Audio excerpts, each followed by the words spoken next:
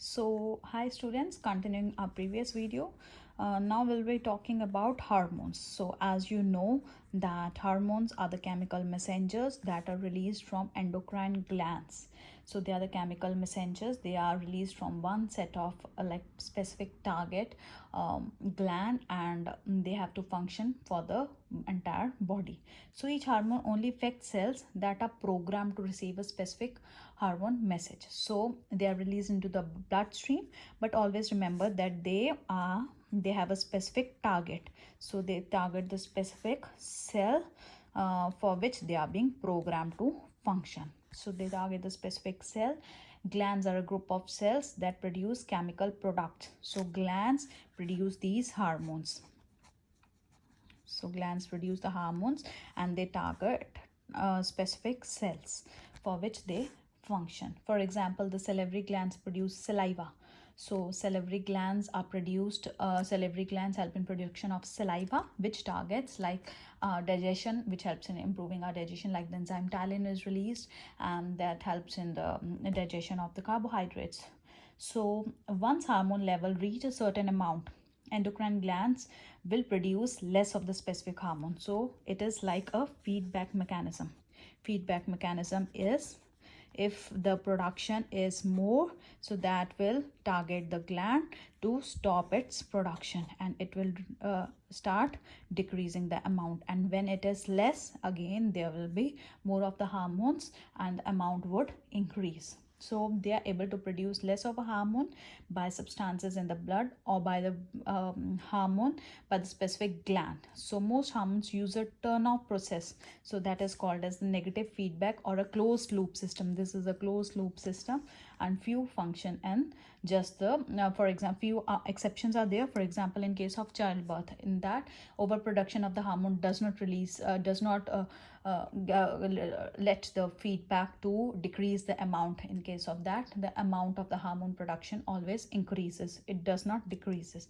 So feedback mechanism means that and there can be feedback can be negative and feedback can be positive too. So for negative feedback, like there can be more of the production. For example, an increase in A will decrease in B. Like for example, we talked about the hormone for production of glucose. So if the blood glucose level is more, so then insulin will be released. So insulin, what will insulin do? It will lower the blood glucose level. So it will lower the blood glucose level, and then the blood glucose level will decrease. But when the blood glucose level will decrease a lot, so then the glucagon will be released, and glucagon will increase the blood glucose level. So it will increase the blood glucose level will increase. So these are the antagonistic hormones. So there is a feedback. If the requirement is less, then the hormone will be less, and if the requirement is more, the requirement will be more. So negative feedback means increase in A will decrease in result in decrease in B. Level of hormones in blood or bodies return to homeostasis shut off. So that shuts off because the hormone production is more.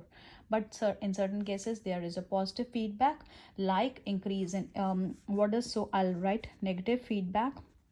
Negative feedback means an increase in A will result in decrease in B. For increase in A result in decrease in B, like this one.